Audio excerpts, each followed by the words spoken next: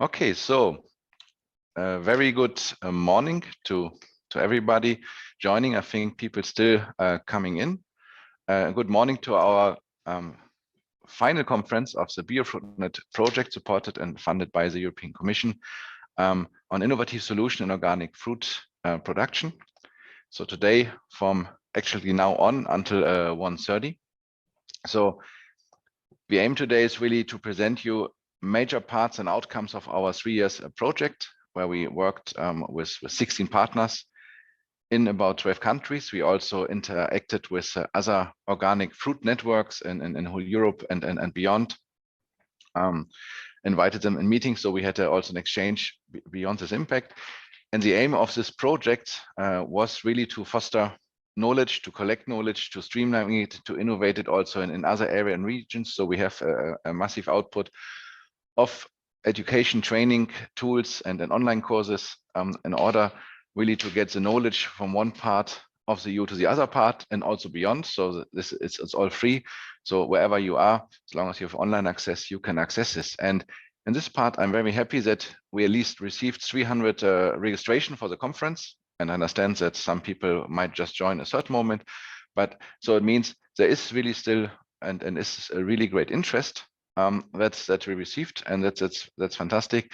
The project will end now in 1 month. We will still have one final meeting where we also will talk with policymakers to look on what we could learn, perhaps to support the development of organic fruit growing in Europe.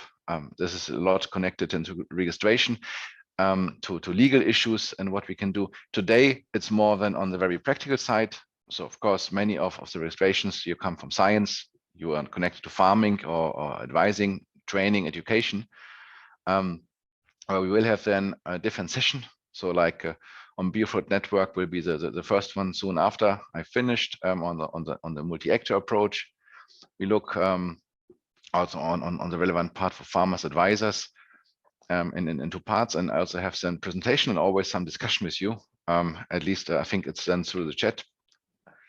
And yeah, from this part, I'm happy that we had 3 years quite successful project, although the beginning was very hard due to COVID, where we could not really go out to the farmers, or this was very restricted. But nevertheless, in the end, we accelerated as soon as this was possible. And I think this project really helps us bringing organic food growing in the EU and also Europe and beyond forward, concentrating on pome fruit, stone fruit, and the citrus in this area, as is the one that at the moment growing in Europe. Of course, there might be other come due to the climate change, but this is now what we're talking about. So I'm very happy that you're there, that you made it. And as I had a clear and strict framework given by Marie Bros Amber, I really would like to go to the exciting part of content, and I really would ask then for the first panel, where let me now see, the moderator would be my great colleague Vincenzo Verrastro from CIHEAM and Bari on the BioFruit networks, a multi-actor approach. So Vincenzo, directly to you. Good morning, good conference, and yeah, looking forward to discuss with you.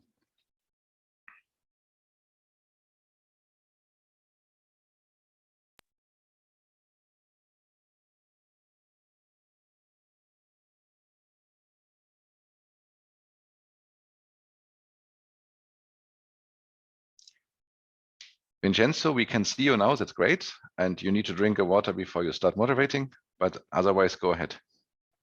Or a coffee or whatever. Yeah, thank you very much, Marco. I don't see me on the screen of Ubilo, but I hope that the others will look at me. I will be the moderator of this section of the BioFruitNet conference. It's about a multi-actor approach. I am a scientific administrator of CIHEAM Bari, an international entity working in Mediterranean countries. And my colleagues, Eligio Malusa from InHort, my big friend, Uygun Aksoy, from EG University, but now working as well as a consultant for organic farmers. And the couple between Évelyne Alcázar from Ecovalia and Giancarlo Rocuzzo from the National Research Center of Agriculture in Italy will be the speakers about what is a multi-actor approach in the organic farming and what are the main issues, point of discussion, even of common projects within the develop of this kind of situation. So I would like to give the floor as a starter with stronger networks in organic food production to Eligio Malusa. I have the unpleasant role, unfortunately, to remind to all the speakers that they have 10 minutes. And once they come around 2 minutes at the end, I will try to enter and say, please hurry up in closing. Eligio, the floor is yours. Thank you, Vincenzo. Good morning, everybody. I hope that you see the screen and the presentation on the screen. Do you? Vincenzo? Do you see the screen? We see the screen, but we see don't the screen. see it in presentation. Okay, perfect. But we don't okay. see it in presentation mode anyway. It is in presentation mode. Maybe it will take maybe. Unfortunately, what I try to adapt. Anyway, you can start. Okay, so as Vincenzo mentioned, you know, and also as Marco was mentioning, the BIOFRUITNET started with the concept of, let's say, building a stronger network of inorganic food production, meaning a network that is made of different stakeholders, so mainly the farmers, but also the advisors and the researchers, of course. So the concept of BIOFRUITNET actually was to enhance the competitiveness of the organic food production using two, let's say, tools, or two approaches. So one was promoting the application of best practices which are already available, but maybe are not known by some farmers or advisors. And then also to strengthen the existing network structure in order to ensure a stable flow of this information, of the technical information. So when we started to think about the networks, we were asking ourselves what would be a knowledge network. So, and we defined the knowledge network, as you can see here in the slide, so as a group that is composed by different kinds of stakeholders, which is exchanging information on a, let's say, a continuous basis, either formally or informally, because, you know, sometimes particularly the farmers and the advisors are talking to each other without having any structure, you know? But this is also already a good way of exchanging the information. We carried out a kind of survey all over the countries that were part of the consortium of the BIOFRUITNET project, but also considering other countries, particularly in the Mediterranean area, so also in the North Africa and the Middle East, and also considering countries like the United States and Canada and Australia, because there is also a strong organic farming sector. But at the end, what we mapped also some of these networks in these far away countries, but to us was more important what was present in nearby, let's say, Europe. And as you can see here, we mapped these 53 networks that are dealing specifically with fruits, with organic fruit in Europe and in Mediterranean countries. You see the, let's say, number, you know, of the networks in the different countries, which is not, of course, I would say, a number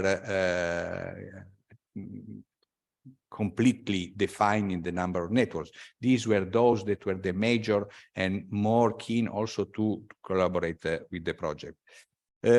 What was interesting to us was because we sent them a little questionnaire in order to verify what is actually their functioning, in order to see whether it is possible also to support the networks in their work and in their development. And as you can see here in these slides, you know, that actually the majority of the networks were participated by farmers and advisors. I mean, farmers and advisors and researchers were the three stakeholders that were mainly always participating or forming the network.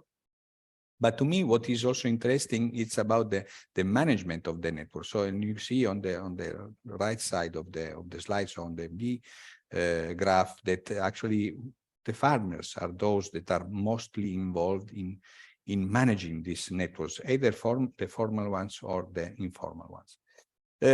We asked in general what was the technical areas that the network was dealing with in the flow of information during the meetings and whatever method they are using for, and we will see later also what are these methods normally utilized for the flow of the knowledge and the knowledge transfer. And you see here that actually the three major aspects are dealing with the orchard management, the plant protection, and of course, soil management and fertilization. So these are generally always the most important, I would say, technical practices that are concerning generally the farmers, but particularly in organic farming because of the restrictions, let's say, that are imposed by the regulations in Europe, but also by the overall concept of organic farming across the world. So these are those that are normally more challenging for the farmers. We did also a much wider survey when it comes to the technical areas. We involved more than 200 farmers and advisors dealing with the three crops that BIOFRUITNET has been dealing with. So the pome fruits, stone fruits, and then citrus. And you see here just an example about the apples, where we have 18 countries that were answering. It's about the same, let's say, question that actually we pose to the networks, and you see that again, pest and disease control is very important, but also the cultivar selection is very important, and so on. In this specific survey, it came out, we made some elaboration where you can see that there are very common needs. And you see, for example, codling moth in apple, it's a problem that is present everywhere, but there are also some specific needs in the different countries. As you can see, for example, the brown marmorated stinky bug, okay, which is still not present all over Europe, but in some times it's not important, but in some other countries, like in France, Italy, it is very important. And this was also, let's say, analyzed from the point of view of the different zones. And you can see here how also these different pests, not only for the pests, we analyze also for the peer and also for the pathogens, of course. Very interesting results you can see on the paper that was published just last year.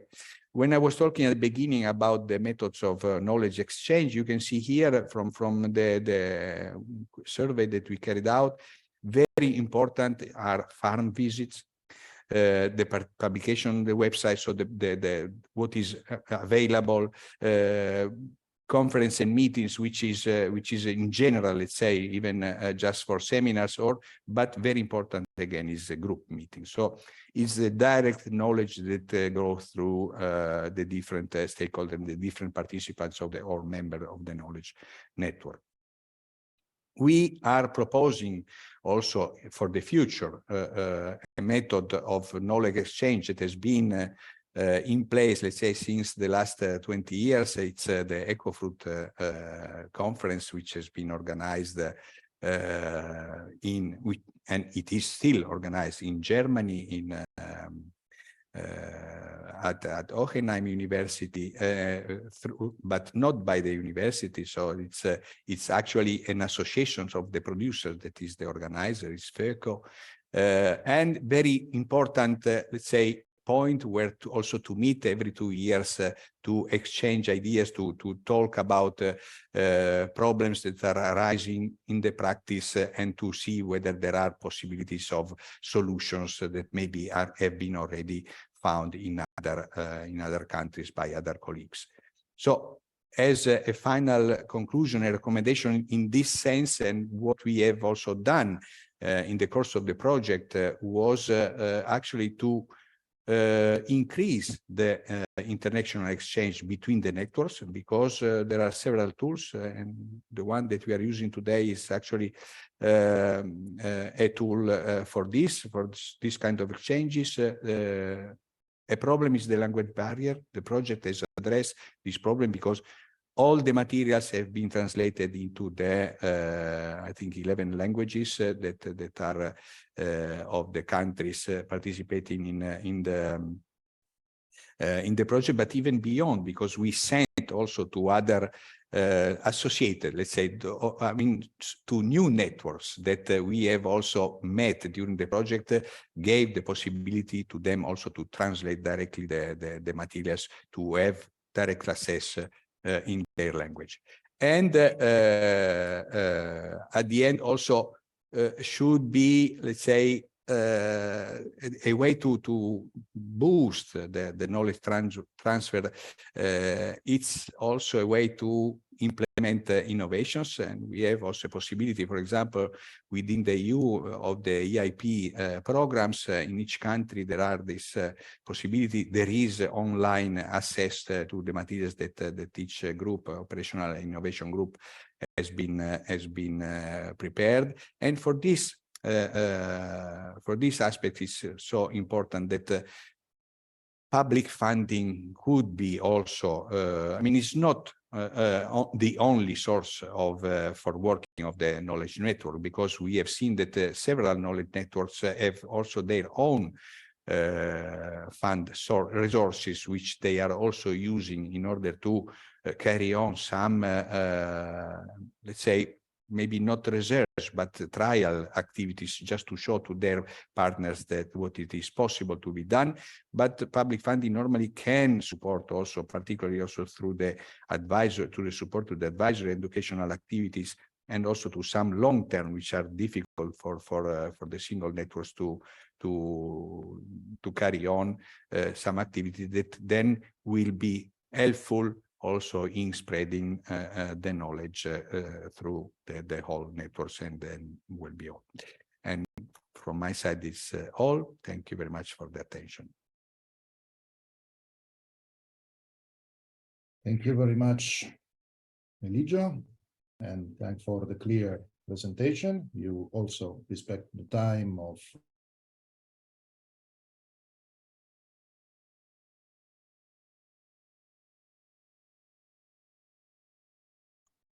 Vincenzo, you're muted. Thank you, Eligio, for your clear presentation. You respect the time. Thank you. Now I'm going to ask to Uygun Aksoy, former professor of EG University, my big friend, even, but this is not so much important, to share the screen, to join the presentation on the role of ATO in knowledge exchange in Turkey, in order even to understand how this kind of multi-actor approach can be valid in another country who is not still in Europe. Uygun, the floor is yours. I remind you that you have 10 minutes for your presentation. Thank you. Sorry.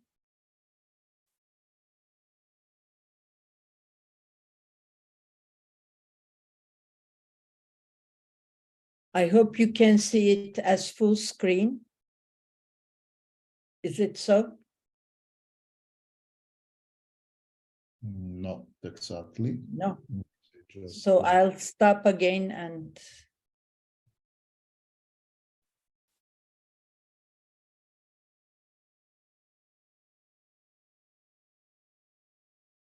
can you see it now? Yes. Okay. Today I will be talking about the role of ETO, which is a civil society organization in Turkey, and how ETO was linked to BIOFRUIT network, and what are the consequences of this coincidence that we had. ETO was, let's say, initiated few years later, the start of the organic movement in Turkey. When we look at how organic was initiated in Turkey, we see the impact of the enlarging European market. when organic markets started to enlarge, consumers were also seeking some traditional goods that were exported from Turkey, like the dried fruit. So the demand came as organic production of those traditional traditional dried fruit and nuts. And one other issue that I would like to point out regarding the significance of the network is that in 1990, again, an informal network was initiated within the Mediterranean region by the Italian colleagues. And this group started to organize some joint meetings. For 1992, as the Turkish representatives, we nominated ourselves to hold the conference in Turkey. And while preparing for this conference, we decided to establish an NGO. And in that network, further, Iambari was also involved in 1997. And then this group was transformed into the IFOAM Mediterranean Regional Group, which is still active. ETO is a multi-stakeholder association. It has a wide range of representatives, and as of 2023, we have nearly 300 individual members and 66 corporate members, which range from, let's say, laboratories to inspection bodies to exporting companies or to retailers working in Turkey. And we have 6 branch offices throughout the country. The major aim from the very beginning was to act as a knowledge hub, and on one hand to link with the global movement and transfer the knowledge innovations within the country. And in that respect, as it was presented by Eligio, we organized different meetings, both scientific meetings as well as farmers meetings, and also trainings for the ministry staff, because especially at the initial stage, we expected that the official extension service had to address the farmers' needs. We also partner with the Ecology Fair, which is organized for the past 12 years in Turkey. We also believe that archiving of the outcomes of these, let's say, meetings, mostly as proceedings, are quite important to carry forward the information.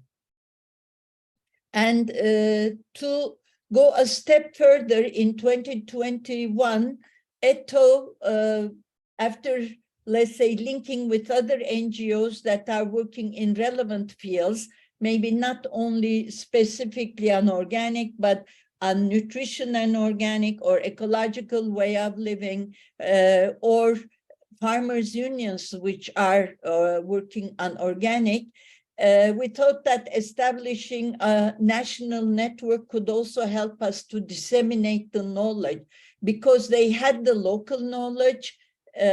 We were the link to the national level and to the global level. So that kind of networking would also allow us to go further.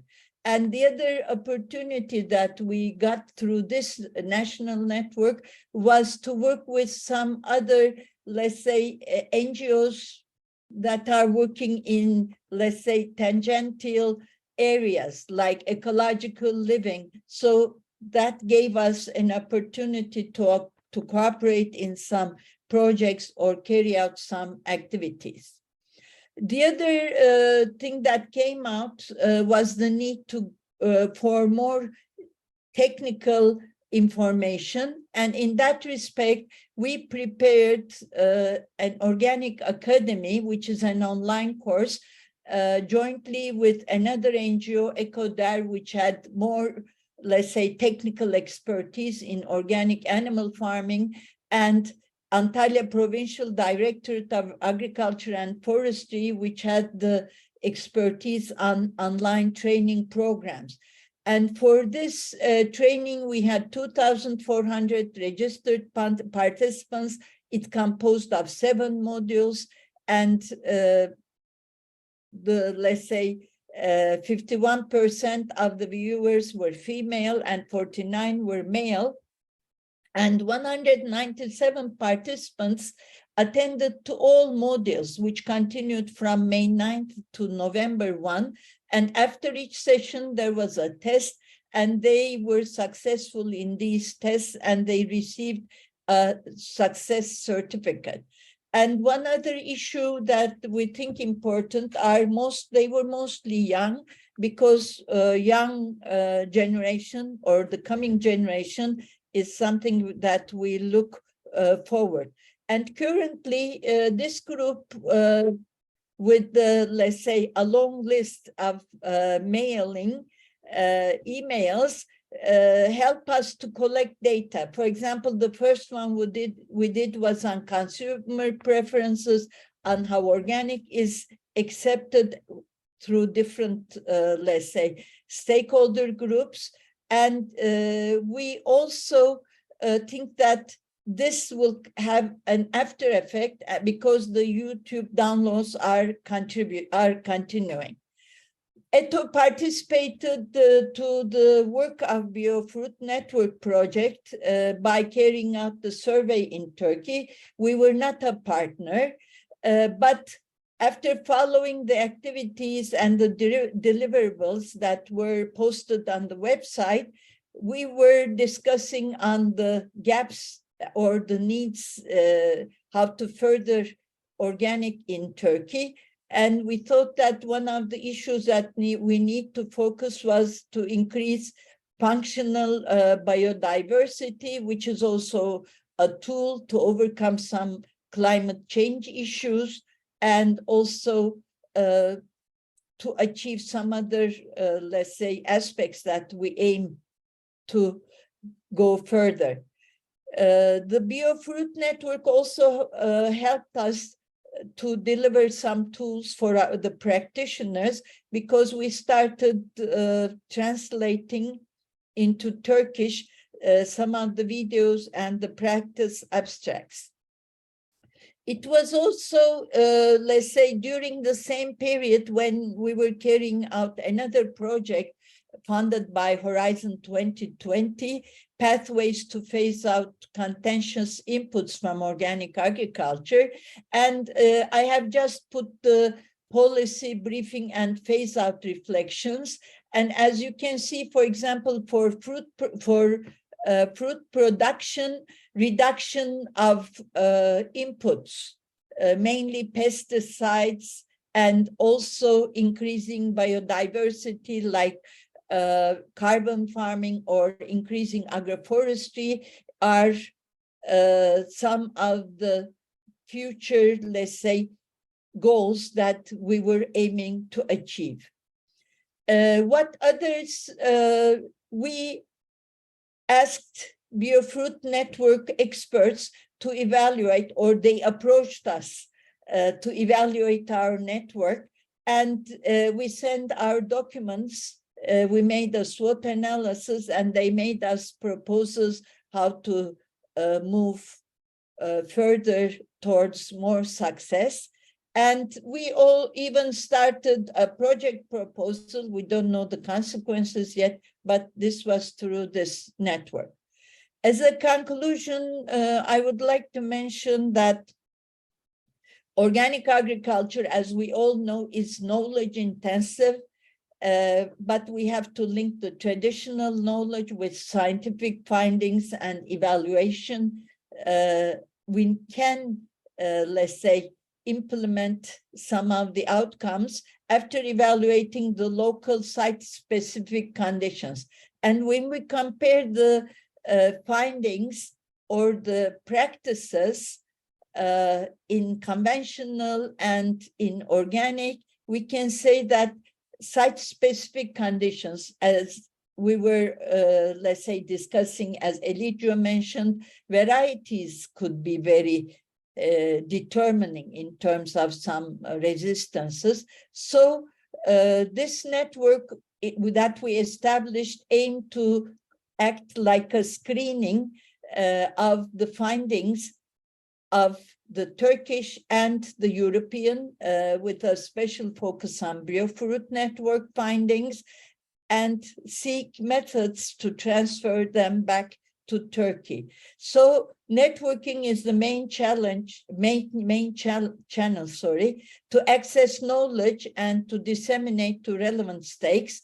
And in that respect, when we think of the third countries, we see that more there is a higher need to access both to practices and to the innovations or the successful practical applications.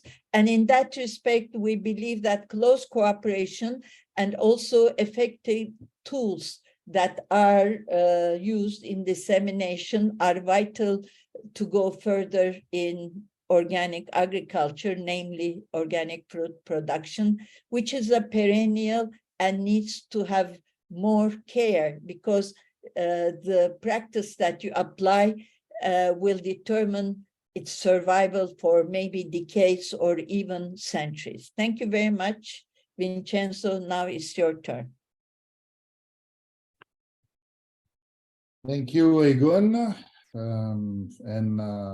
I'm quite happy to see that even if me, you, and Turkish government and nation, as you know, have a big and strong and old cooperation, the main aspects that we can, let's say, discuss using as a sort of merge between your speech and the one of Eligio before, is that we need to enlarge the network of cooperation. And this is something that we need even to strengthen, because I do believe that as well as the BIOFRUITNET project did, and you mentioned also other kind of initiatives, the ones that belongs more to our national and international entities, the CIHEAM body, and the one coming from even Turkish requests, such as more to get in touch with the farmer, especially the young generation, is something that we need to reinforce. So we probably have to discuss, and the audience of this meeting can, of course, put some questions, which way we have to prepare a new version of BIOFRUITNET, or probably a new alliance about organic farming in Mediterranean Sea. Because as far as I've seen, and probably even the next speech will discuss about this, problems, farmers, and connections are more or less the same within the Mediterranean Sea and within the European countries, and that so-called not European countries. So my point is that probably this kind of project, this kind of possibility can help us to develop a wider network and to keep on about the two main aspects who are fundamental for the networks. First of all, the share of informations, to have common solution for the same problems, more or less everywhere.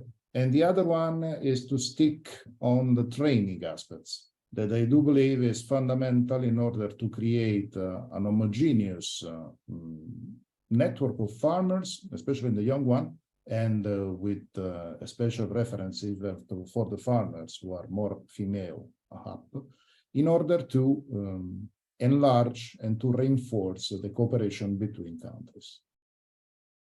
Thank you very much about your speech, Uygun. And now I will ask the audience if someone wants to put some question, because it's possible on the platform. If there are no questions or no important thing, I can try to pass the floor to Évelyne Alcázar from Ecovalia, and as well to Giancarlo Rocuzzo from CREA OFA, who is the National Research Center in Agriculture here in Italy. Évelyne and Giancarlo, I know that you are going to share your presentation. I do believe that Évelyne will start as first. So please, the floor is yours. I do remind you that you have 10 minutes as well.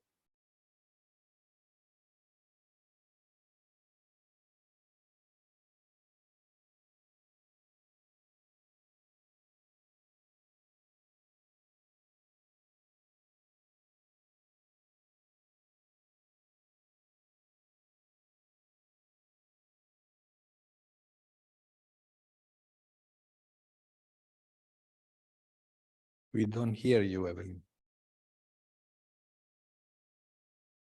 And presentation is not in presentation mode. Évelyne, you're still mute. Don't know why. There is no audio.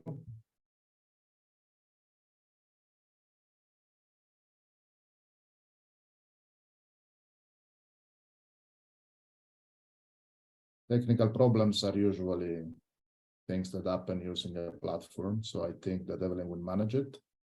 Otherwise, we can try to make some, to pass the word immediately after to Giancarlo.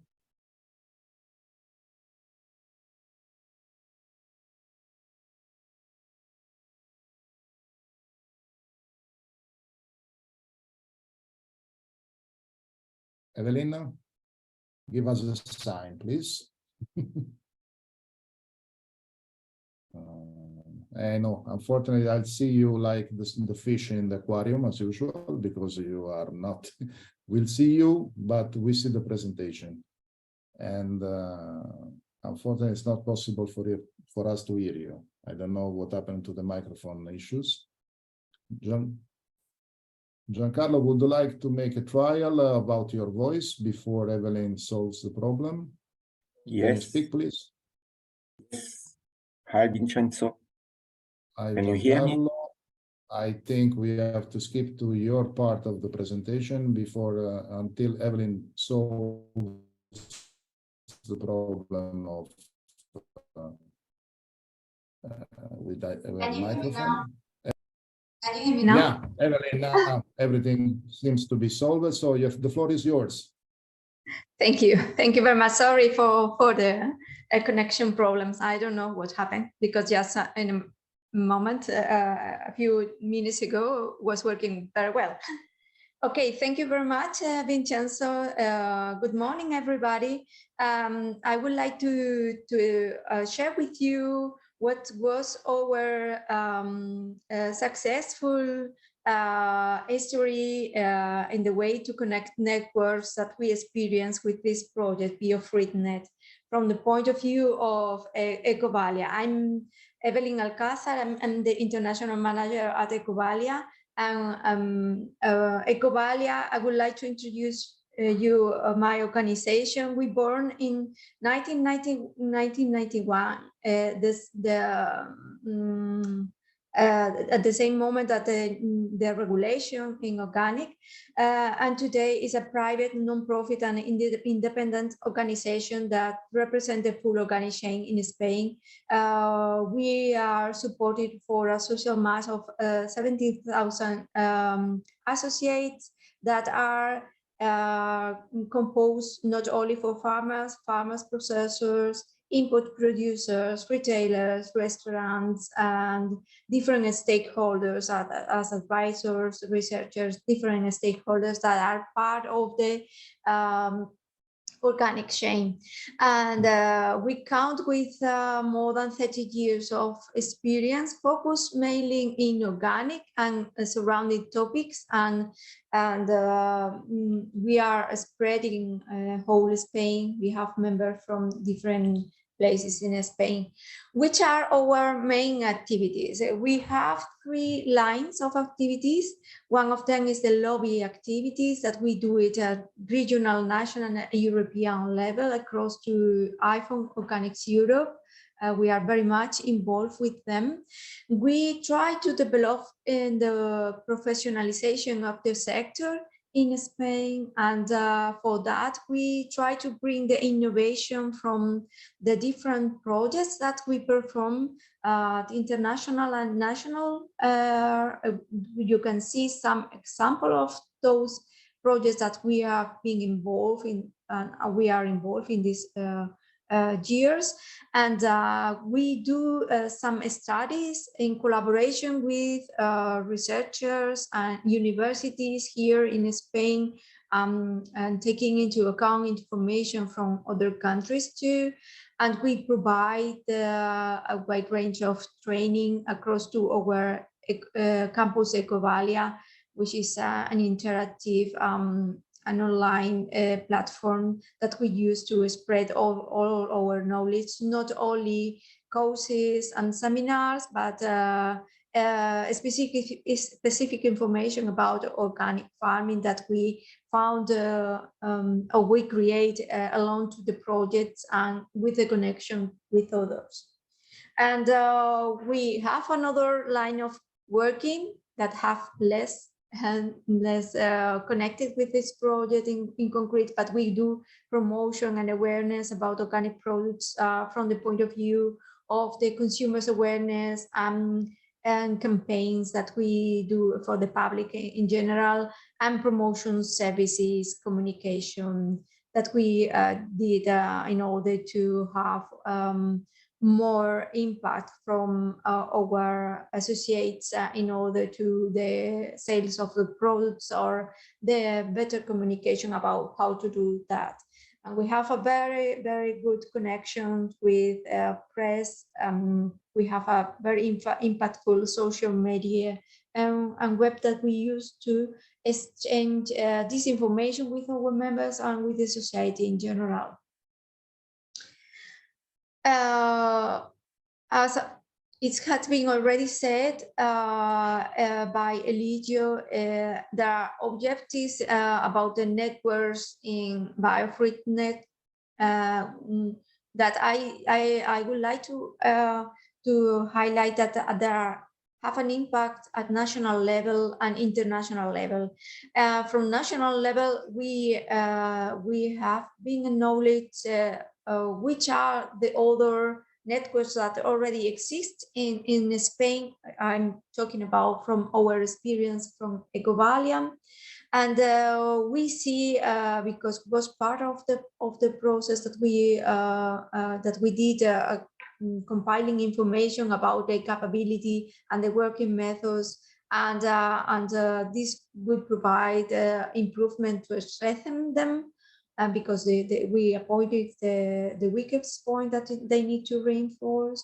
And for sure, as far as we create this mapping, we create links between them. We have now better knowledge about what are doing the others, and now we are able to collaborate in more specific topics with them thanks to this project. At international level, happens the same. We identify other networks that are from other countries that are not included in the project, but organizations that are included in the project that we have, maybe we do not identify them as possible networks that will be interested to connect, but now we know it. And for sure, this creates links between them and those that has been identified inside of the countries or by the organizations involved in the project, and providing information to exchange. One of these connections was for us, was very relevant, that was a contact with CREA. And when it was organized, the national event in Italy, we were invited to be there with them, and we see that maybe it's something that you can consider as very obvious, that there are similarities in the Mediterranean countries, but when you go through the countries and go into the details, you found that maybe those similarities are not too high, depends of the regions. And we found with CREA that the regions that they are focusing in citrus are really very much a lot of coincidences with our regions for citrus in Spain, that are really not only due to the agroclimatic conditions, but in terms of development of the organic policies and markets in citrus, that we discover that have a lot of similarities and have a lot of points that we can learn from one to other. And we see many common perspectives, the cultures, the crops, pests and disease are really facing really a lot of similarities, and we see common approaches and ideas that we can exchange because of that, because this is something that is affecting both, or are going to be affected for both in the same time. The lack of water and the high temperatures is something that you cannot understand if you are not suffering them. Then I found that this is an advantage in the understanding of the problems and about how to face those problems. And this means that we share problems and solutions about the different topics, pest, variety resistance, and good example of business model that we can exchange in particular from citrus.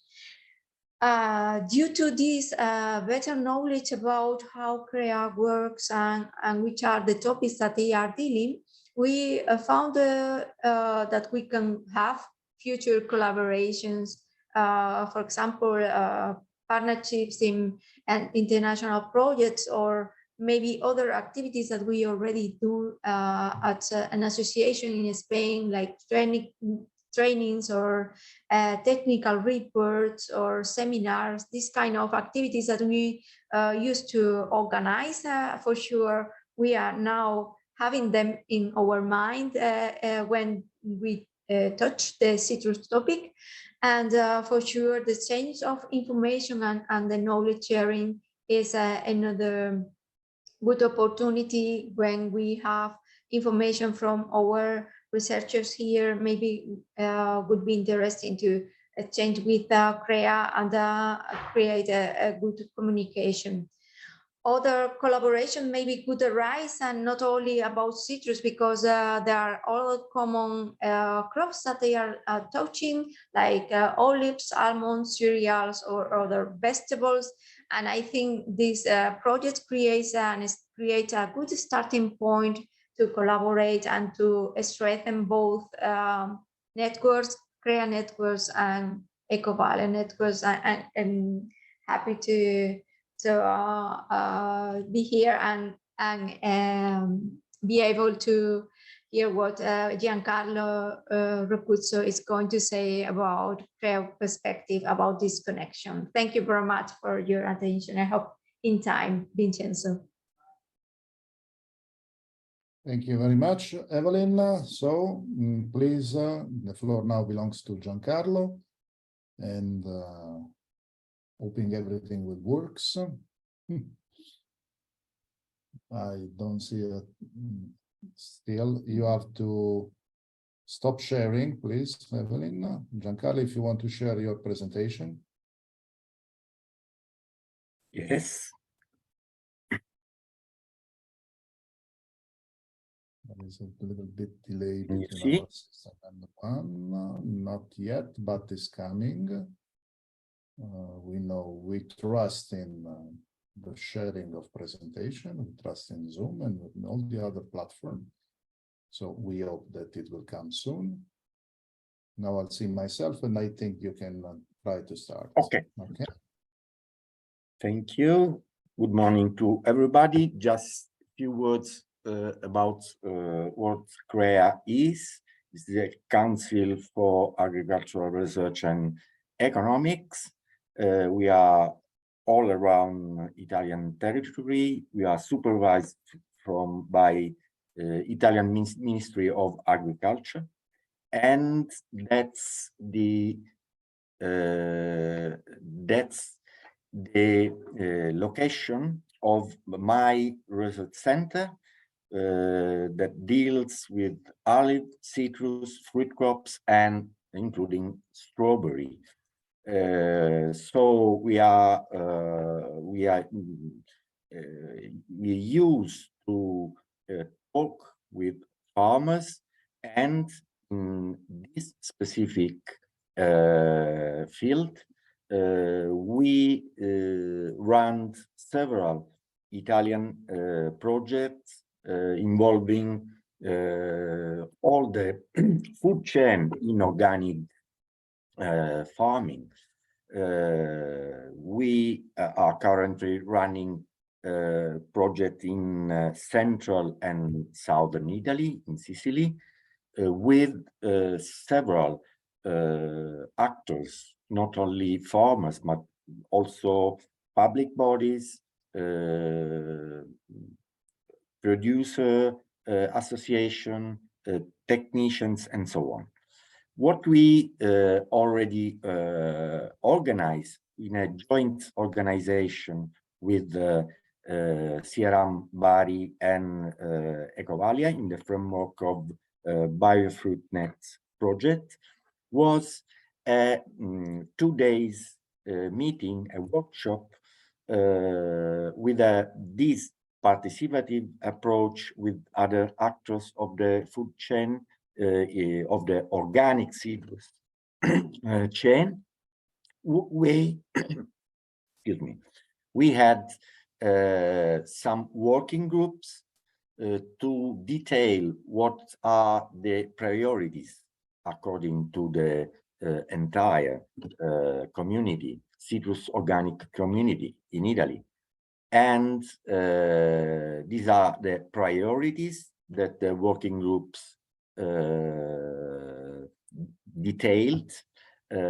So there is the issue about new rootstocks and cultivars for organic citrus, and that the main priority was to have a dedicated breeding to combine resistance or tolerance with quality traits, and to do also in field, in collaboration between farmers and researchers.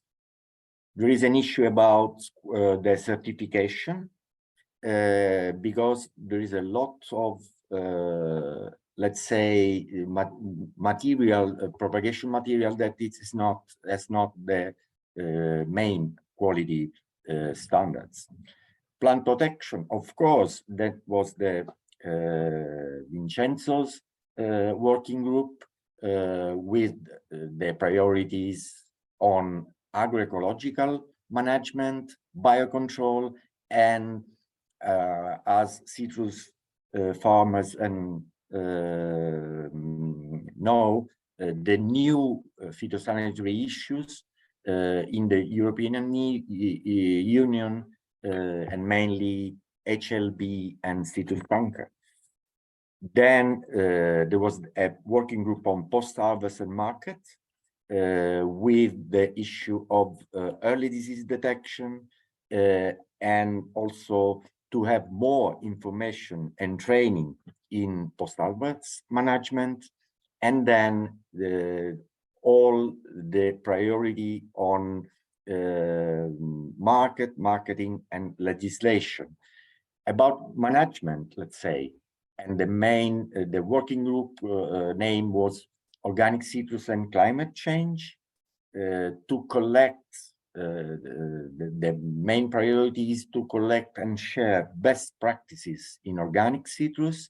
And we started, as Évelyne was saying before, to share this kind of information. Water, that is another emerging priority, and climate change and environmental issues, and also what I call the gray line in inputs. There is a huge amount of new inputs of biostimulants, plant strengtheners, and so on. And this was discussed. So the main output was to have a checklist of available techniques and strategies in response to climate change, to promote collaboration between all the actors in the chain, and to share at European level. That was our will, as Évelyne was saying before. Deepen the knowledge about soil microbiome and integrate with management options. How to do that? That's quite difficult, and quite difficult to share with farmers and technicians. And another main consideration was the will of farmers, technicians, and researchers to include digitalization, let's say, technology in the organic management. So that's all. Thank you for the opportunity, and happy to collaborate. Thank you very much, Giancarlo, for your clear and timing presentation. From the audience, we have 3 questions. I will answer to both of them, a couple of them before, and then there is a specific question for Eligio Malusa, and so I will pass him the floor in order to reply. The first one is about if this BIOFRUITNET project is focused only on organic fruit production. And at the moment, for the limited role that we have and the funds of K, we tried to stick on the crops, the perennial crops as well, citrus and stone and pome fruit. But we are planning probably to make a second edition of the project, and we will move to other kind of crops, because problems, as far as my colleagues said before, are common all around Mediterranean Sea and European countries. The second question is about the possibility to include even some Asian country. Well, at the beginning, we are including as well as a guest, but I do believe it will be something more larger in the future. Speaking about Turkey, Asian is something that we would like to talk with and to discuss. Even if the problems should seem as common problems all over the world, I do believe it's possible to include. Eligio, there is a question for you coming from the audience. The question is, what do you think could be the best way to build up contacts between farmers from different countries with different languages? Eligio, if you want, the floor is yours to reply to the question. Yes, actually, you know, the language barrier, we've seen that it's a major, let's say, constraint when it comes to the exchange of knowledge between, or the contacts even, you know, between different countries. For this reason, within BIOFRUITNET, we have really strived to translate as much as possible all the material. And as I was mentioning, also Uygun was mentioning, they had on their own even translated the material into Turkish, because they are good material that are fit, let's say, for farmers, because the idea was not to create something that is, you know, something which is short, easily understandable, a lot of videos, a lot of e-learning courses also, not just to have them. So it's a problem, the language barrier, but you know, there is a lot of tools. When I was mentioning at the beginning, you know, but the tools, you know, I mean, for translation also, you know, and also for the discussion, it's now available for free that allow to translate immediately, you know, whatever, you know, to a very good, I would say, level of translation. I mean, at least sufficient to understand each other. And this could be one possibility, you know, to really strengthen and to foster, to promote the relations between the farmers, which is I always found that, you know, if there is a possibility even to organize some visits, even few farmers, you know, to organize to the other countries, to having the contact there, just to show. And then you know, I had the one time I was told by a colleague that they were organizing an expert to go to China, and the expert was from Italy, but he was not even talking a very good Italian. He was talking Sicilian. But when he came back from China, the Chinese asked him to come back again, because what was important was his knowledge. And when you find, you know, a common ground for discussion, you understand each other without any problem.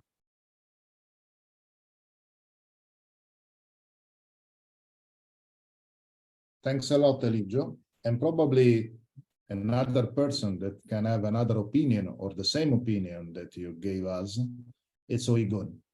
Uygun, if it's possible, I would like to put to you the same question that we had with Giancarlo, with Eligio, because me and her, I should even try to to tell the truth, experienced a long-term cooperation and partnership upon some common network that were based mainly on the development of organic farming in Mediterranean countries and even not European. So my point is that Uygun can say from his experience something about the inclusion of not European countries or the countries who belongs more to Middle East or Asia as well, and tell us what is her opinion about that.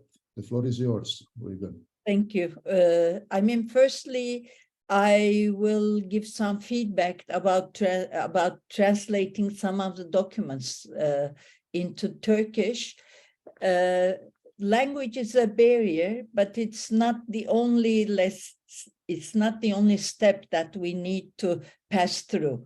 The second stage is to screen them from a national, I mean, when I say country perspective or regional perspective, because as it was also being discussed in presentations, we have different, let's say, pests. We could have, if we focus on the same fruit species, we had different problems regarding pests or diseases. So in that respect, selecting the ones that are of real benefit to the farmers in the country is the second step, or you can, let's say, form the steps in a different manner.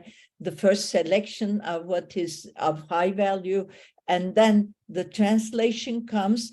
But there are also additional benefits that I would like to point out from our own, let's say, experience. For example, while in our case, we had professional translators, but we also checked from the scientific point of view, not to have some, let's say, misleading guidance regarding the Turkish farmers.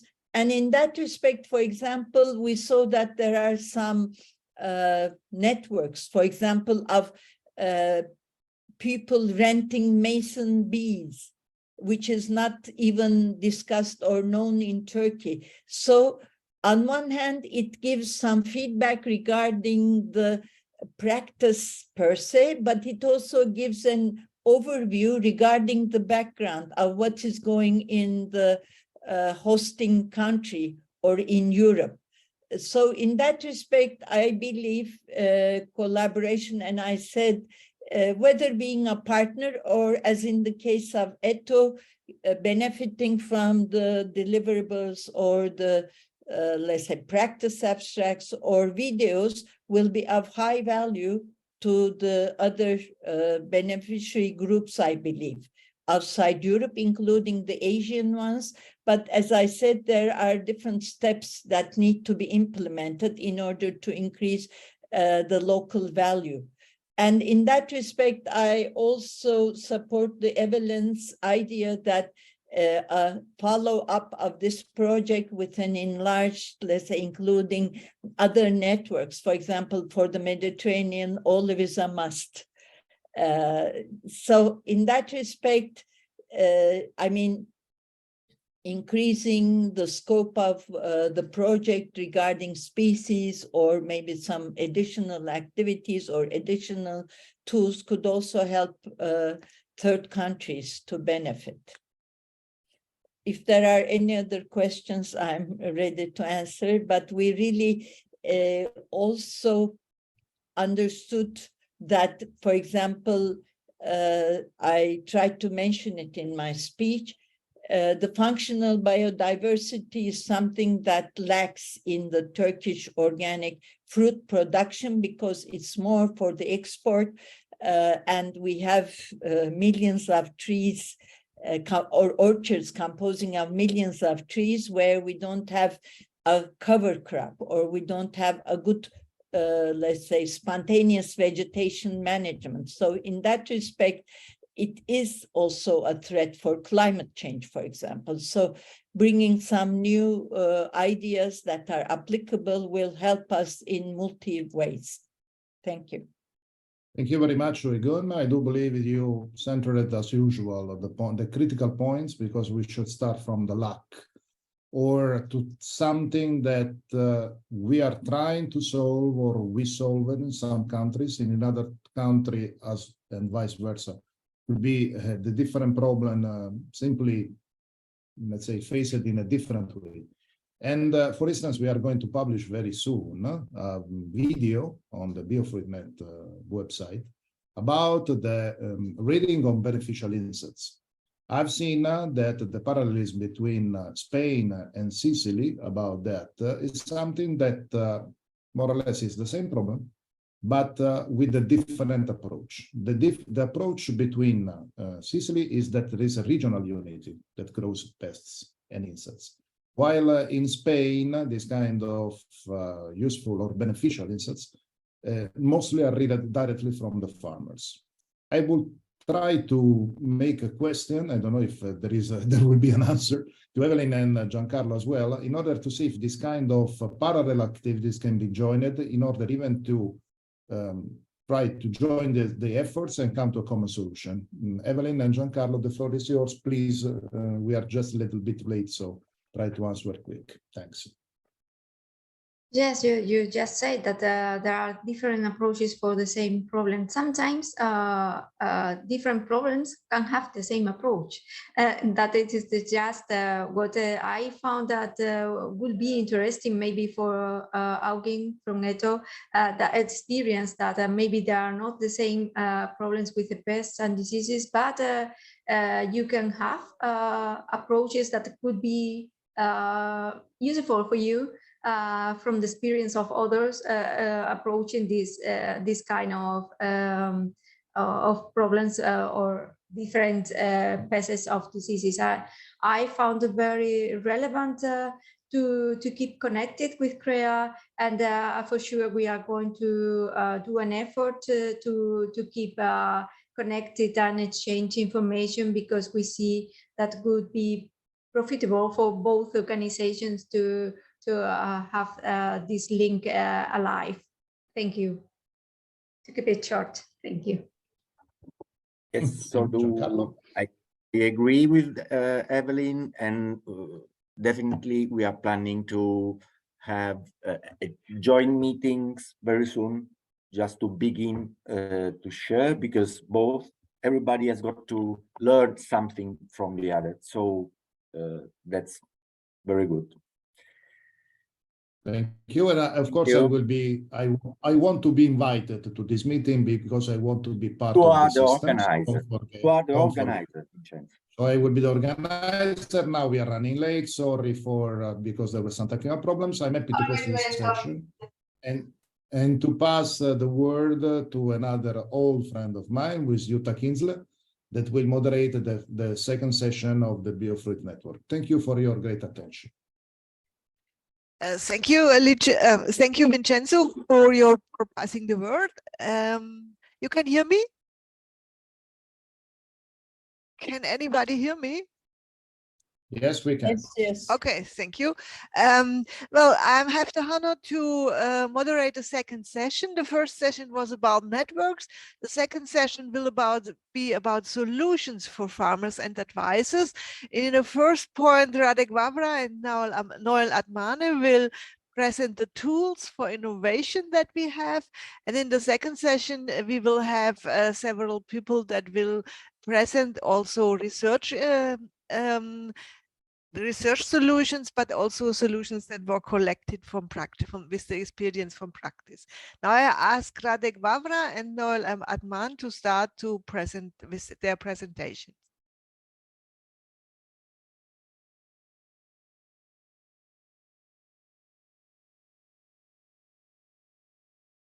Radek, go on.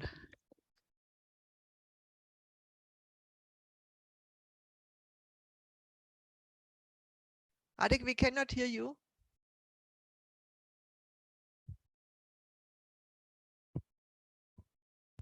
You should unmute your microphone.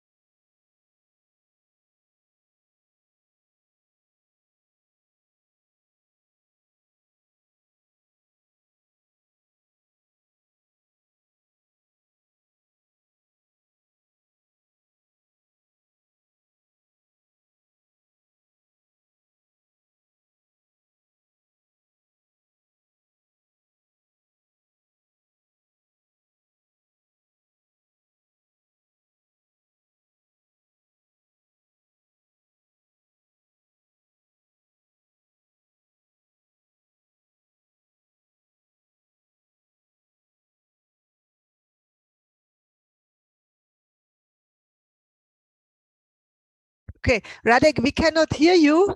This is a problem. I would ask Naouel Admane to start with the presentation, perhaps, if we can hear her. Naouel, can we hear you? Hear me? Yes, wonderful. So Radek, sorry for that. Naouel, start. Sorry, Please start. Okay, I will start my part, and good morning, everybody. BIOFRUITNET e-learning courses are one of the main project outcomes aiming to, you can see, oops, what happened? Ah, okay, now you can see it? Okay, perfect. Aiming to share the collected and developed knowledge during the project lifespan on organic orchard management with a broad range audience through 2 platforms to guarantee the correct execution of BIOFRUITNET courses. Methodology was designed, including 5 steps. The first step, definition of e-courses modules according to the outcomes of work package 2, where we identified 3 main e-courses in organic pome, stone, and citrus fruit, and with common topics, strategies for pest and disease control, functional agro biodiversity, varieties, and rootstocks. However, considering the non-relevant information for citrus group on disease control, varieties, and rootstocks, they proposed another module with high interest on emerging phytosanitary risks to organic citiculture in EU Mediterranean countries. Also, the citrus group are familiar with the e-learning courses, and they proposed hybrid e-learning course, starting by online course, and the video records are used as didactical materials. For pome and stone fruit, they opted for standard courses presentation with the overviews. The second step is the definition of presentations contents based on the outcomes of deliverable 3.2. For the third step, definition of complementary material based on the result obtained in work package 3, which includes the practice abstract, video, and also links to all relevant and available materials.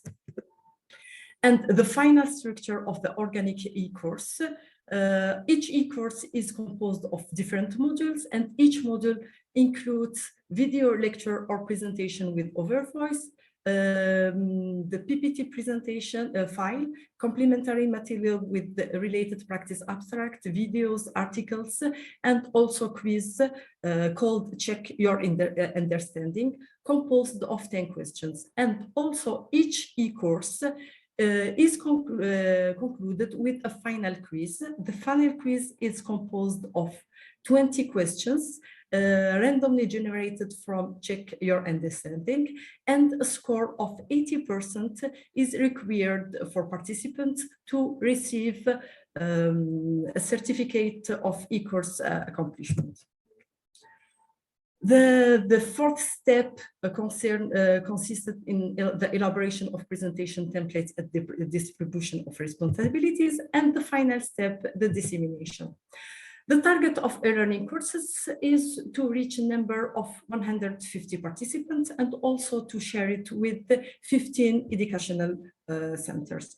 Due to the success of the online courses, we opted to promote the CIHEAM platform through the EU Mediterranean countries, involving our network, which is composed of 16,000 members from 57 countries. And the characteristic of the CIHEAM platform, need registration, is very friendly, simple, interactive with the live forum animated by the moderator.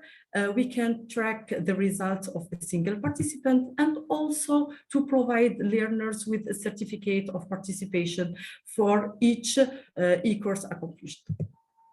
Concerning the second platform, the UCPH platform, we decided to share the link for this platform with the identified educational centers. This platform doesn't need any registration, is friendly, very simple, several interactive options with the several interactive options. However, for the track, we can only track the number of users. How about the e-learning courses outcomes? We reached a number of registered, more than 500 registered from 73 countries. 30% are from the EU countries and 70% are from non-EU countries. And also the participants are mainly students, followed by academic community, fruit grower advisors, and fruit producers. And also a total of 30 certificates were delivered. Concerning the participant feedback, we received feedbacks from 50 participants, and they all answered that, and all they found the content and topics discussed in the e-course appropriate. Also, 79% they judged that the information received was very interesting and they will use it to improve their activity.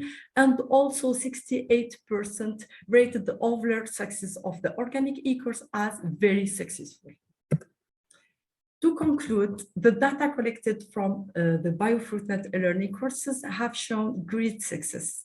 And we received requests to have the materials translated in their own language. The course, I would like to highlight that the course is in English, only in English language.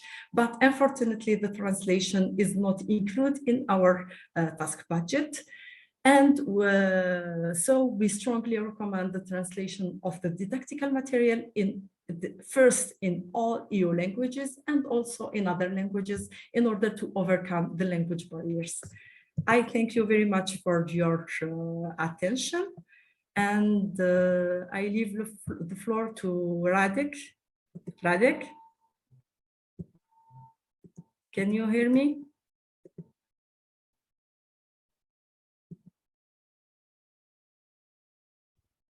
Radek, we cannot hear you. Radek, we cannot hear you still.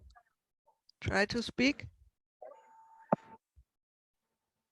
No, no chance.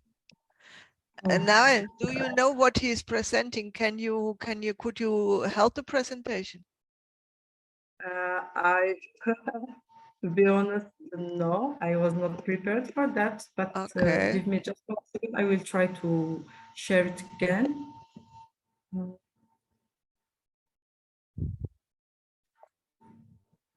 Okay.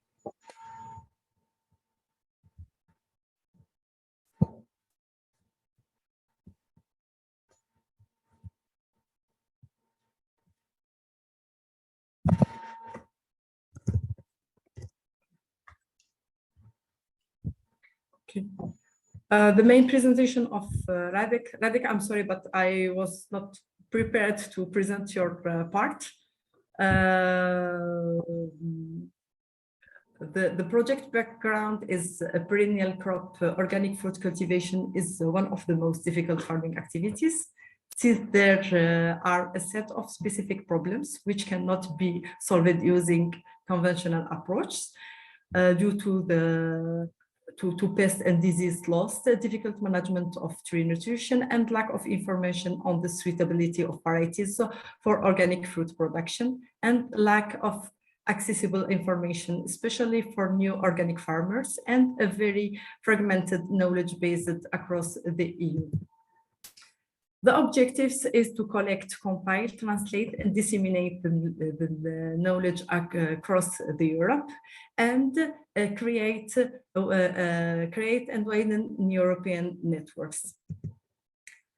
The main outcomes of the work package 3 is several practice abstracts within different topics. We have 65 practice abstracts in organic pome fruit, 17 for stone fruit, and 20 for citrus fruit. And for the main topics for the pome fruit are related to cultivars, weed management, biodiversity, disease control, and the big topic is the pest control, of course. Concerning the stone fruit, pest control, cultivars, disease control, weed management, and biodiversity. Concerning the citrus fruit group, the main topic are the pest control, biodiversity, rootstocks and varieties, and soil nutrition. What are the practice abstracts? Practice abstracts are a short summary of practical information and recommendations. The format is very visual and attractive. It uses direct and easy to understand language, and avoid highly technical research-oriented aspects, and they are composed of maximum 2 pages with 1,500 characters or spaces. Here you have some examples of our practice abstracts. This one is for Drosophila Suzuki control, preventive measures in organic stone fruit orchards, was prepared by our colleagues. And here you can find all the videos in YouTube channels, and here you have examples of the different audiovisual materials, the videos, and all this material is used in the e-learning, in BIOFRUITNET e-learning courses.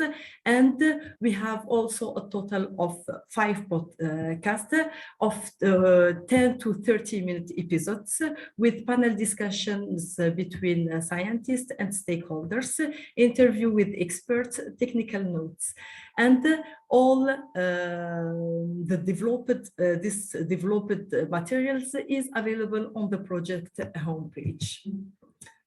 That's all. I hope that it was clear, and I apologize because really I was not prepared for this presentation. Thank you all for your attention. Naouel, you did a wonderful job. Thank you very much for this reaction, and thank you very much. We are very short in time now, and we would ask the questions after at the end in the discussion. Please write them in the chat. And as the second speaker, I would ask Markus Kelderer from Laimburg to show his results for Sooty mode, preventive measures, and post-harvest treatments. Markus, please remain in your time.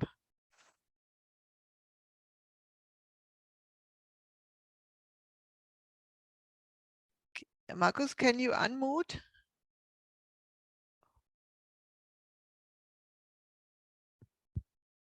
Okay. Now, yes, we hear you. Can you hear me? Yes. Okay. Jutta? Yes, I can hear you. Yes. You can hear me. Yeah. Yes. Okay. Correct. Please start. Okay.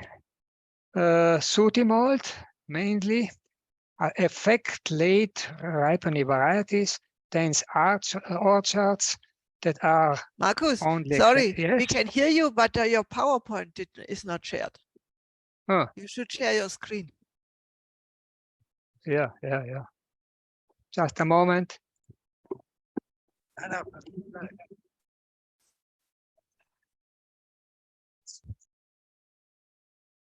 Sorry.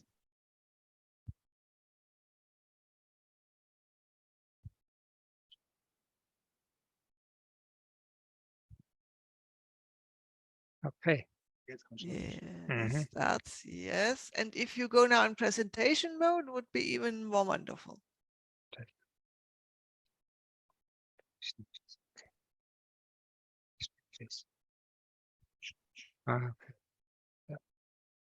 Okay. Yes, now. Okay, yes. Wonderful, please start. Sooty mold mainly affects late ripening varieties, dense orchards, and they are only extensively cultivated orchards or humid locations like valleys. The damage to the fruit is manifested by dark spots on the skin. They resemble soot stains and can also be whipped up. The spots are not always visible during harvest. In long-term storage, especially in high humidity, the stains increase rapidly, even at low temperatures, making them difficult to accept by the market. Various fungi are isolated. Markus, yes. We see always the same first slide. Yes. Now, okay. Now, okay. I do not have a lot of slides, so okay. Various fungi are isolated on the fruits, but it is not always clear which fungi are responsible for the damage of the fruit. At the research center Laimburg, field trials have been carried out for many years with various plant protection products as winter treatments before bud break and especially also during vegetation. We used a lot of traditional products like lime sulfur, copper, carbonates, and things like that. But also, let's say, also note water, electrolytic water, rock meals, and other preparations. We used for trials also rain protection systems like Keep in Touch, which gave really interesting results. Unfortunately, they are very expensive and not tolerated by the population in my region because of a landscape and yes, also the carbon footprint. In addition, we worked with immersion tests with water, with hot water, and also combined with various preparations and with brushing devices. We achieved the best results with a mechanical brushing machine together with a water jet. Markus, yes. Sorry, Markus, can you change your slide? Yes, now. Thank you. But okay. We achieved the best results.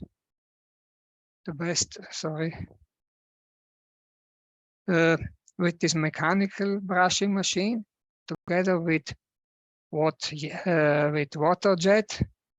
We had some problems with Gliosporium, but we assume that these brushing machines can be still improved and that the failure due to the brushing in the sorting channel can be reduced. Thank you. That's all. Okay, thank you, Markus. Any questions, please write in the chat. And we will discuss afterwards. And now I ask the second speaker, Vincenzo will speak about vibrations to manipulate pest behavior. Yes, Markus, can you stop please sharing your screen? Markus? Yes, thank you very much. Now, Vincenzo, I ask you to start with a fascinating argument. Yeah, thank you. I hope that you can see my screen. I can see, but you should still go in presentation mode, but I can hear you. This is very good. I try to make, but I don't know if I can manage. Otherwise, anyway, it's quite clear. Just 1 second, I will try even to present. Anyway, this is the experience that we had in hoping to be a new frontier for the organic pest control in greenhouse trials and open field situation. Everything starts since the beginning that this is not something that we can do, let's say, without the help of some research activities on the back. This is a very, very, very quick explanation of what we did at lab scale. We have to measure, because some of the pests who mostly attack the fruit are unfortunately able to communicate only about what is called vibrations. Once they can be heard from the human beings, they are called sounds, but there is a range of waves that are out of these measurements. So we need a specific macro lens, we need an anechoic chamber. This is a pre-work that should be done at lab scale. But after this, and after coming to some registration of the main contact point of the main communication language between the insects, we have to register a lot of something that's about the behavior of the pest that mainly communicate for 2 main reasons: food and sexual mating. And there are several pathways of sounds, of vibrations that you see as something about courtship, sounds about duet, and then the mating. But this is a quite difficult thing to go in a short time that I have in order to. But anyway, as a spectrum, and this is quite important for us. Some good results have been already obtained of some other kind of programs, such as Flavescence doré on the vineyards. There is already a trap based on market that is based on pheromones and vibration as well together. We tried, and we are still on the way to prepare for new, probably traps, activities such as the greenhouse trials that we have done. Something is passed through the preparation of these vibro plates. You see here in the screen, they are simply plates in which we place the crop in a pot, but under the plates, there is the possibility to have a vibration schemes. What we have done in the past, it was to produce in a small greenhouse some cages in which we raise the crop, and inside there was these vibro plates, and there was an infestation and a treatment made with allowed products in organic farming. Of course, this was on the white flies, and this was a cage, and experimental trials gave up for these white flies, and mainly on 2 kinds of crops that were zucchini in the first trial, in the second tomatoes. We have significant results of reduction of the attack, because there is a disturbing efficacy of the vibro plates on the communication scheme based on vibrations of food, and the other one based on mating. In this case, in the specific trials made in another European project named RELAX, we have an high efficacy in controlling the Trialurodes vaporearium with a white fly, and the significant results gave up and ended in a publication that was published last year. The other opportunities is to work in open field. The open field has been placed here in my institute, not far from the room of which I'm speaking, is a young, small experimental plot of citrus. And this is the setup. As you may see, there is a cable that goes on contact directly with the crop. The crop should be in touch with the vibration. And everything is, as you see here, through the alimentation of a solar panel. So there is no electricity in the field. And even if someone can get scared, the level of electricity is about 3 volts. So it's quite not difficult even to put the hands on it. Our target was Planococcus citri and Aleurocantus spiniferus, who are 2 of the main important pests in citrus orchards. We coupled the use of vibration with the treatments with orange oils. We have an infestation rate reduction of 40% in the past 2 years, because I've been placed not more than a couple of years ago. But we are still coupling this kind of strategy, let's say, with the monitoring of level infestation and with the treatments of allowed products. I also tried to understand if there are some possibilities of calculate the cost-benefit analysis, very short and very simplified between them. We have an installation cost of between 3,050 or 6,000, depends on the size of the citrus, how young they are, how many rows we want to include within, or whatever. But we are trying even to put something in the new strategy of communication with the European Commission with the semiophysicals. This is a tricky story. We have to discuss a little better about that, because semiophysicals are probably not dangerous for any kind of human beings or other kind of pests, but they are not simply listed in the PPP, plant protection products, that we have here now to use. So their use, for me, it's free at the moment, but I don't know if we can enter in let's say, risk analysis before moving to that. Anyway, for an hectare of setting up of this, we have more or less 5,000 euro of cost. They have life guarantee, because there is only some maintenance and some attention that we have to take care about. There is a lab work before doing this, because we have to set up the vibration and the waves on which the shakers, who are the emitters, that we are at field level, should work for that. About the greenhouse, we have a cost with much more or less than the open field, and the limited even space in which we have to work. It's quite important, because can be switched. The vibrational schemes or the devices can be switched from crop to crop. They can be, so it's more a work of the operator discussion than a real cost that is quite larger and more probably expensive for the open space. This is a new branch of entomology, who is named biotremology. We have to get in touch, even the European Commission, in order to understand if this kind of new products can be used free or with some limitation, or some experimental studies still should be developed upon this. That's all, and of course, I'm open for all the questions. Jutta, please. Oh, Vincenzo, thank you for this fascinating presentation. We will ask the questions afterwards. And so I ask the next, we had a luck in BIOFRUITNET to have real experts, as you see.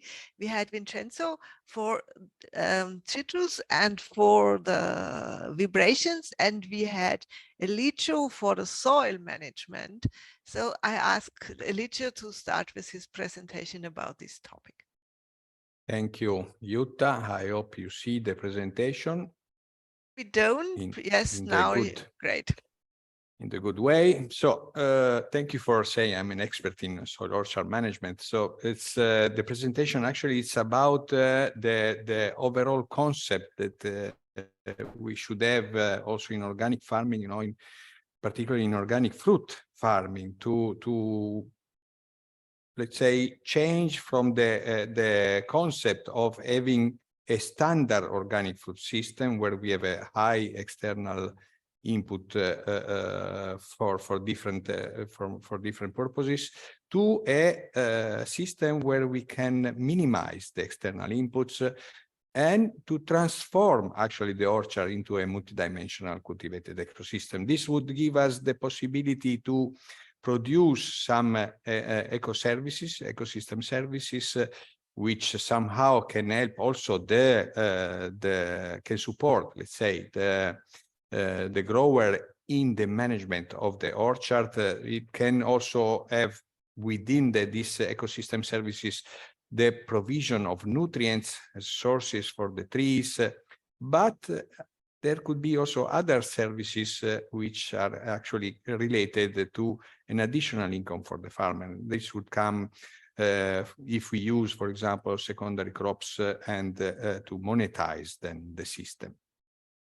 About the soil management, we have prepared several materials within BIOFRUITNET. I'm showing here you a few of the practice abstract that was mentioned today as one of the tools that we have developed. This is about the cover crops for citrus, and you see Ecovalia prepared. There are the others that were dealing with the apple, or generally speaking, I mean, with apple or general orchard management.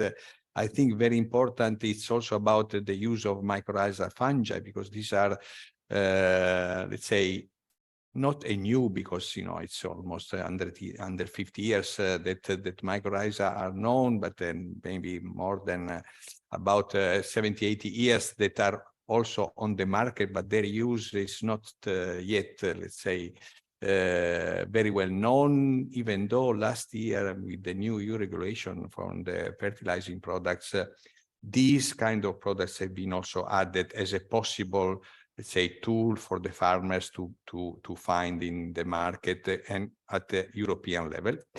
But also we were talking about, you know, cover crops as living mulches or organic fertilizers, you know, that can be used, different kinds of organic fertilizers that can be used for the management of the soil and of the nutrition of our trees. I will just focus the next 5 minutes on a little activity, I mean, some examples of what we can tell of success, which are then translated into these practice abstracts, into the courses, into the videos, and so on. For the living mulches, which on the tree row, because a major problem of management in orchard, in organic orchards, is actually the tree row. So we had in different countries in Europe with different projects testing different solutions. And so we propose, for example, the use of leguminous species, particularly the dwarf ecotypes. You know, we have the so-called the nano or micro clover, and the same is also for medicago, so for the alfalfa.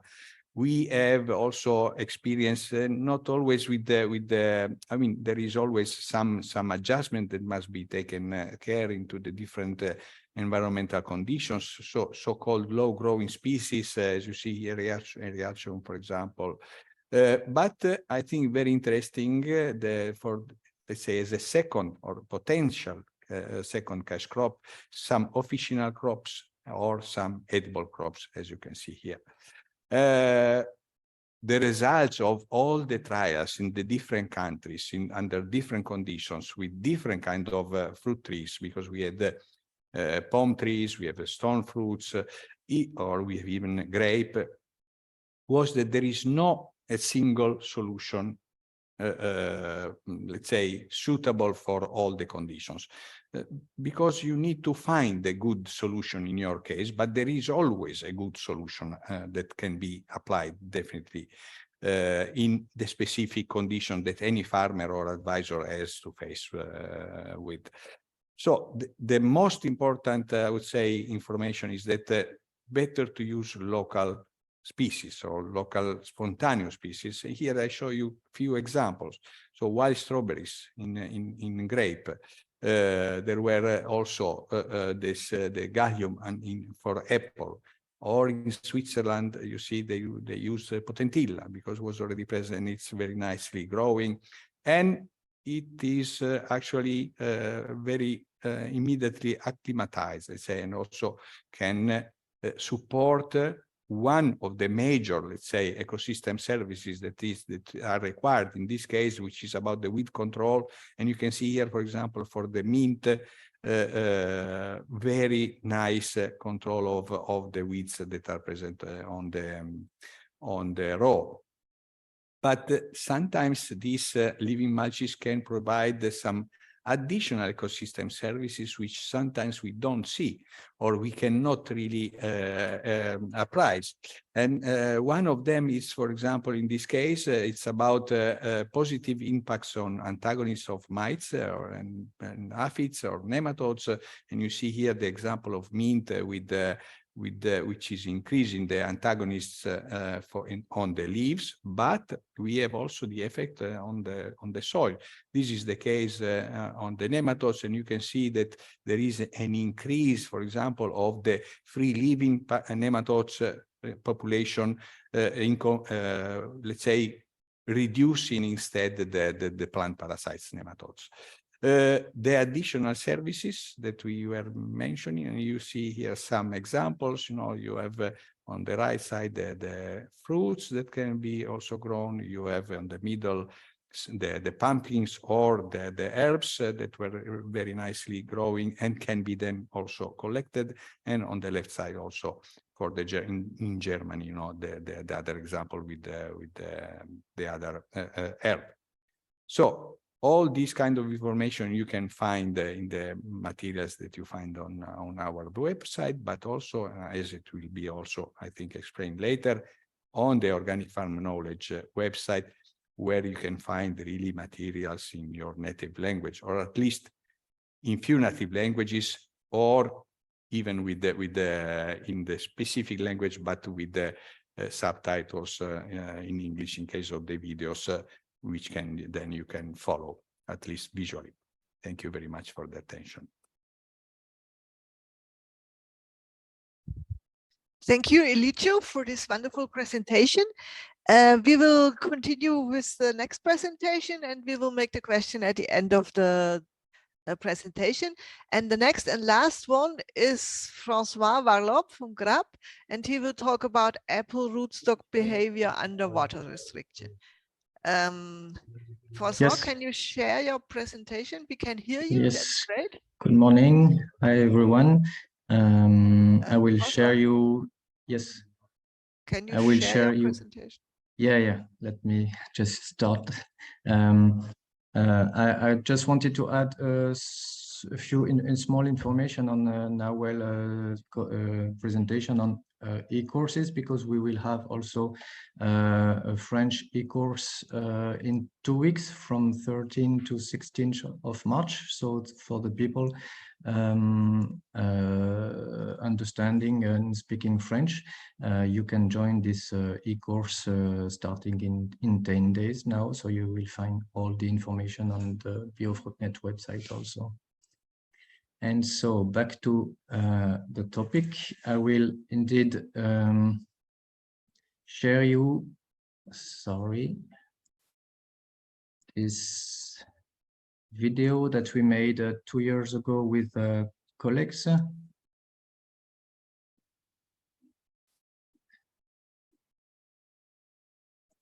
This one, sorry, here it comes.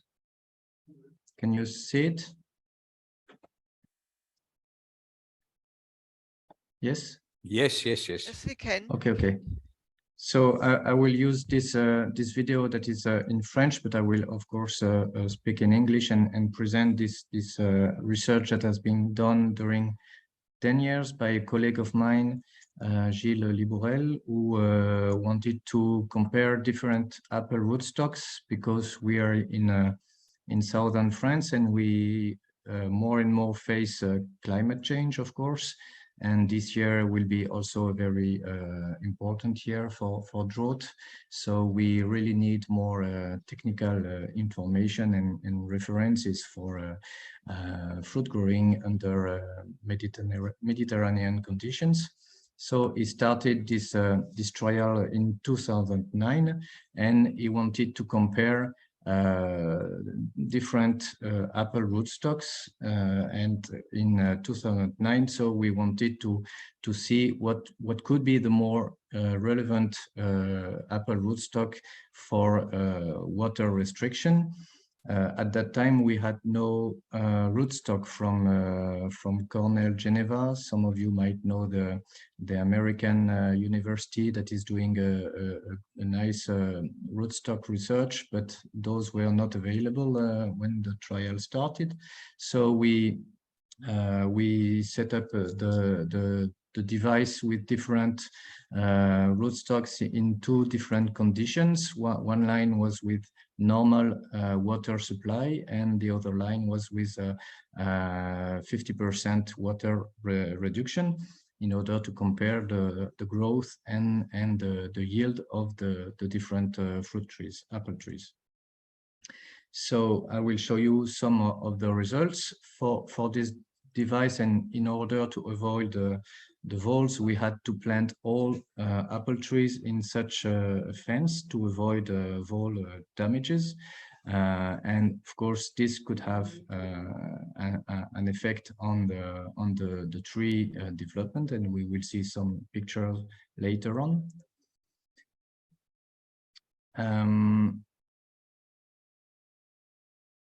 The trees have been planted directly, as you can see, in the middle, and then grafted with a cultivar. So as a result, commented here by Gilles Libourel, you can see on the graph. So the trees have been taken out in 2020, and you can see the development of the apple tree from 2011 to 2020 for the different apple rootstocks. So you can see that the development is pretty different for the different rootstocks, and the more vigorous, of course, have a more important development. This is a situation with no water restriction. However, you can see that 106, which is a vigorous apple rootstocks, it's the green line, is pretty slowly developing, and Gilles is assuming that this might be because of the vole fence that maybe hampered somehow the development of the apple tree.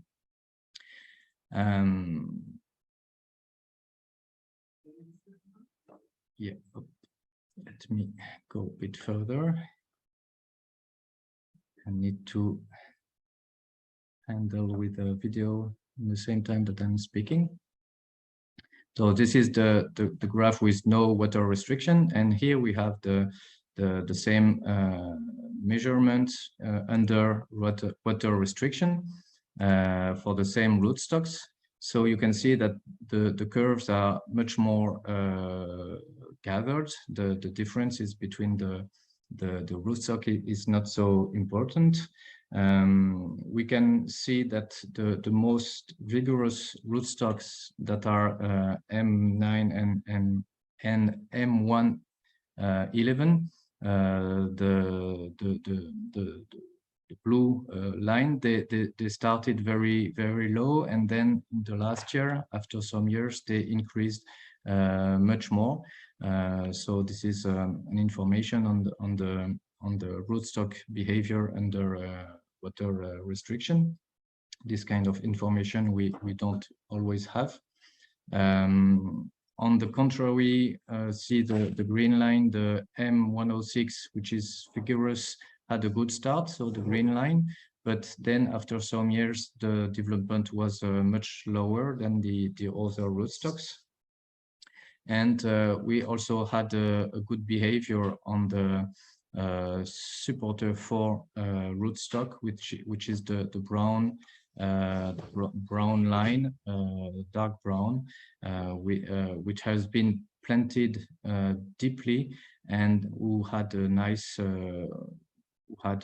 development under water restriction. I will go on with the video.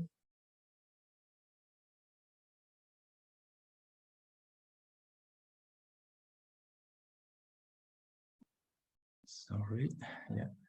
And finally, this is the result for the 2 last years of the trial, where water restriction has been more important than in the previous year.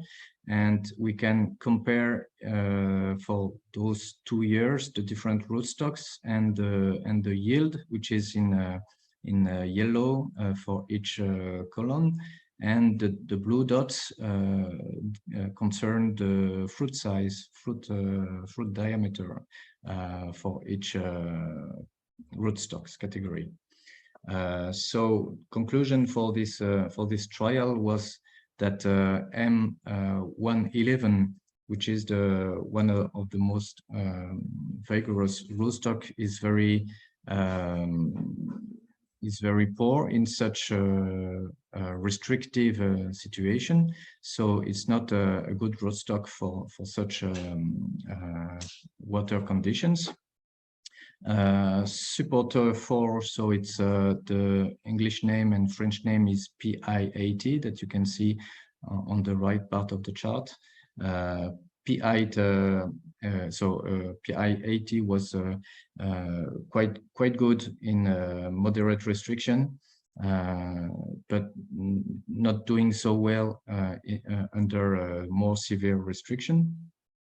The 109 and 106 had low performances under high restrictive water conditions, so there are not so good candidates for water restriction.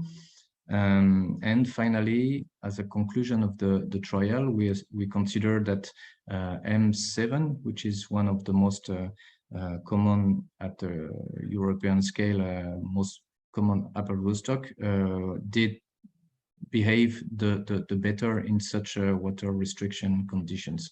As you can see from 2 years, the yield is quite interesting, since apple trees, you know, are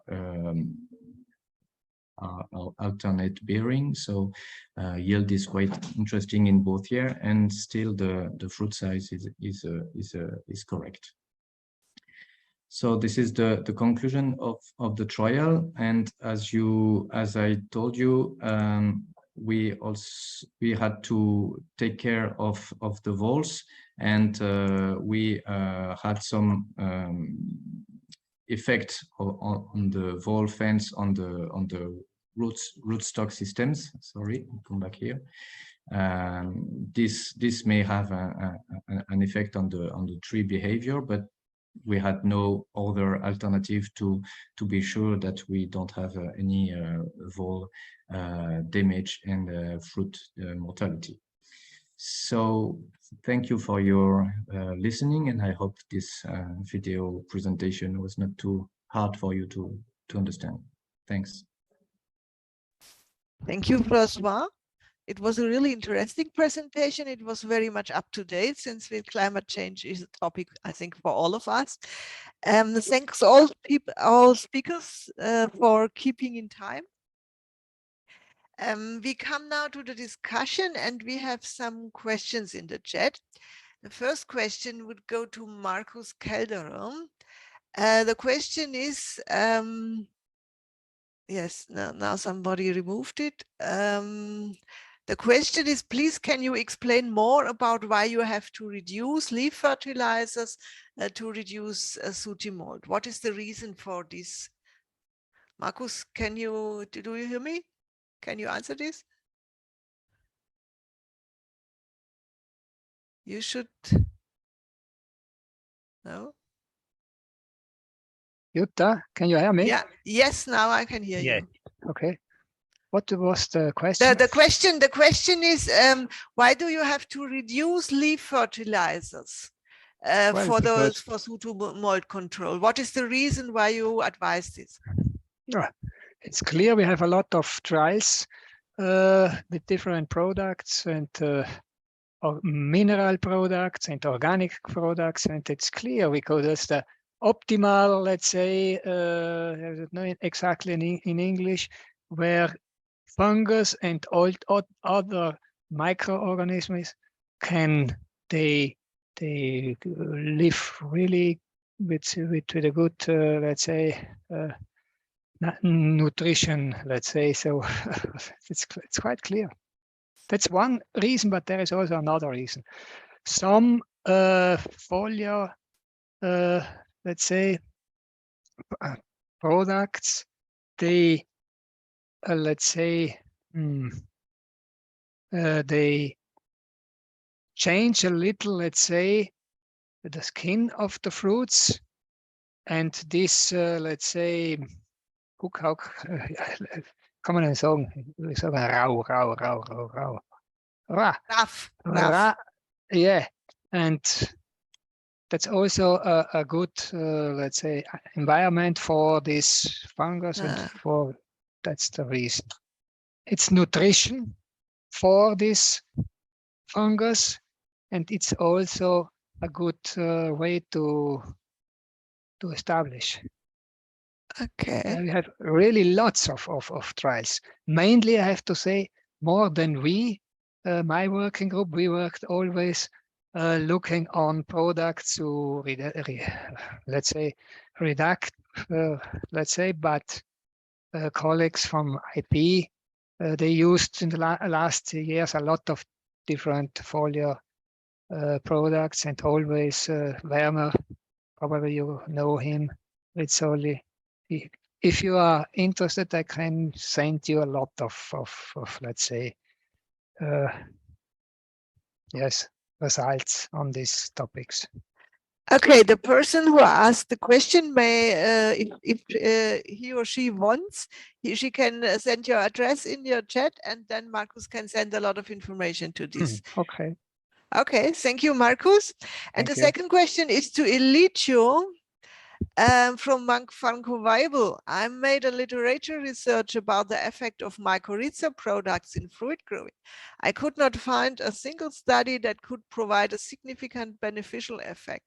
So can we recommend this to farmers? Maybe you have or no studies with significant effect. Yes. Thank you, Franco, for the question. You know, it's for fruit crops, it's tricky about establishing the mycorrhiza. Now, there is, I was mentioning about this EU regulation because on the market you can find several kinds, I mean, still you can find several types of products which have a quality, which I would say is not so sufficient, you know, in terms of number of the, let's say, let's say, of the quantity or concentration of the mycorrhizal fungi present in the product to allow a good rate of colonization of the roots. This is one aspect. Second aspect, we need to consider always that, you know, mycorrhiza are fungi. I mean, the mycorrhizal fungi are living organisms, and they are reacting in the conditions when you are applying together with the plant. Now, we had several trials, for example, where we can see a very strong interaction between the rootstock and the fungus. In some cases, it's a good interaction, meaning that the fungus can colonize the roots. In some other cases, there is a very negative reaction, meaning that the fungus is not colonizing, or even, you know, it's making some damages to the root system. I mean, not to the damages in sense, so it's reducing the growth of the plant. Okay, so there is also this aspect that must be taken into consideration. A third point is, I think it's also about, we should consider that, again, these are fungi that are given to the soil. The fungus needs some, let's say, good environment in order to develop. It's better to give when the plant is planted rather than to give it when the plant is already there, because the fungus needs to be in close contact to the root system from the very beginning. Otherwise, the result will be not so nice. But on the same time, you know, what is in the soil is also affected by what the farmer is doing above the soil. So if you are treating a lot, for example, with the copper, and this is the case in organic farming, particularly, you know, you will have also a lot of residues in the soil, which are definitely affecting also not only the mycorrhizal fungi, but all the micro, let's say, so-called microbiome, which is living in the soil, reducing the population, so affecting also the beneficial one, of course, also the negatives, but also the beneficial. So there is a lot of, let's say, factors that are contributing to this, so that does not allow to let's say, to always find positive, let's say, results. But in general, I have several data, several publications we have found where mycorrhiza are also beneficial for the plant growth. And I mean, also when it comes to fertilization, okay, so it's also management of the fertilization. If you give mycorrhiza plus the same amount of fertilization, you will not have any effect, you know, so you need to reduce also, because the plants, it's a kind of, you know, it's like us, it's likes to use what is most available. There is a cost for the plants in establishing the symbiosis. So if there is no need of establishing, why to do that?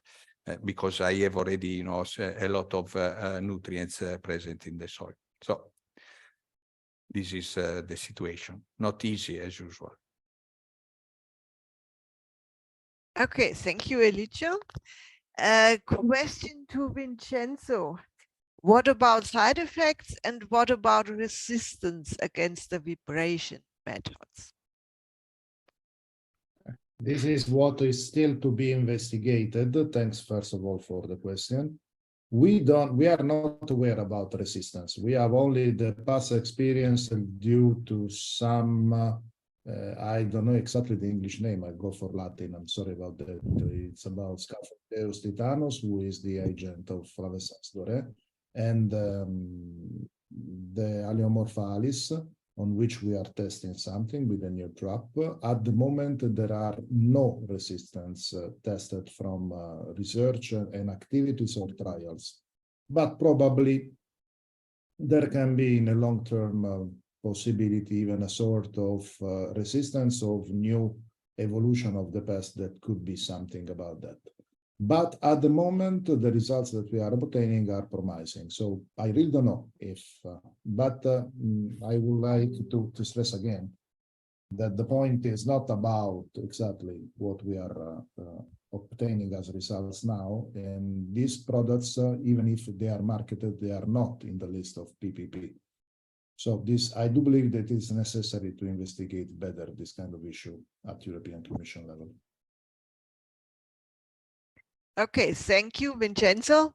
And there is another question had to be expected.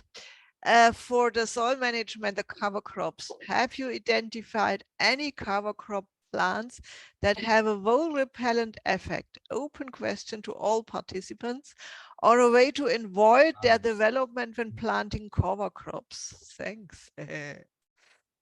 Very nice question, actually. I could also contribute to this, but ask. Yes. No, I mean, the vole, it's a problem, of course. There is a species which now I don't remember, but which has been shown to have some repellent effects on voles. So maybe Jutta or Francois, you have or Markus, you have the name of these. It's an issue. It's an issue, actually. Yes, Francois. Melilotus, you mean, or? Yes. I think it's Melilotus. Yes, it probably is. Yes, exactly. So it's a leguminous species which then can provide some benefits for the plants in terms of nitrogen fixing. And has this effect. We have not tested in personally. I have not tested. I know that somebody has tested because we don't have such a big problem under Polish conditions. At least, no. The farmers we have been working with, also with this with the living mulches on the tree, never mentioned about the problem. So, but I know that in other countries it's a big issue. Jutta. Well, I would like to contribute that Melilotus is a very high plant, so it's questionable if to use it in the tree rows. And we had a lot of biodiversity project where we had also vole experts in our team, considering the problem, and they said we shouldn't do this to use a vole repellent plant, because they say in this case the trees are more attractive because the rest of the plants is not attractive to the vole, and they will start in very soon to eat the trees. So they said use the plants and the cover crops to, let's say, as an attractant for the voles, and so they go not to the trees, and then you have to control the voles. This is what the expert said. So if you use a deterrent, you will finish with the voles in the trees. So we need to find some attractants for the voles. We But, you know, need voles, some. like several other rodents, you know, are very intelligent from this point of view, you know, very well, you know, even the rats, you know, they have also a very wide, let's say, feed behavior, you know. It will always be an issue, let's say. But finding a cover crop or a living mulch which will not grow so high, and then can be even, you know, so should not be so prone to increase the damage of the voles, which you have in any case. But if I remember well, there should be some repellent rootstock. I do not remember the name, but there was one for apple. Probably could be Yes. interesting also for, let's say, not probably they are not perfect, but to cross with other, let's say, rootstocks could be interesting. Well, the question is, this M9, which is the rootstock mainly used, is very sensitive. If you have one bite of the vole, the rootstock is gone. So the rootstock topic is a question. Yes, there has been research in United States again, and they created a novel rootstocks. That was the name of this apple rootstocks in the 90s or 2000 years. So it was indeed efficient for voles, but I think on agronomic traits it was not so good as other rootstocks. So we still need indeed research for more interesting rootstocks. And I think in the Cornell Geneva series, then we have a nice new apple rootstock that would be interesting for organic farming. And of course, there is a link between the vigor of the rootstocks and the vole damage. And if you want to have more vigorous rootstocks, then you will be able to face vole population more easily than with weak rootstocks. But of course, it's not the same kind of orchard that you will get. That's correct. And that's a very old discussion in organic fruit growing. And what in each case you have to respect is whatever you do in vegetation management, you have to connect this with your vole management.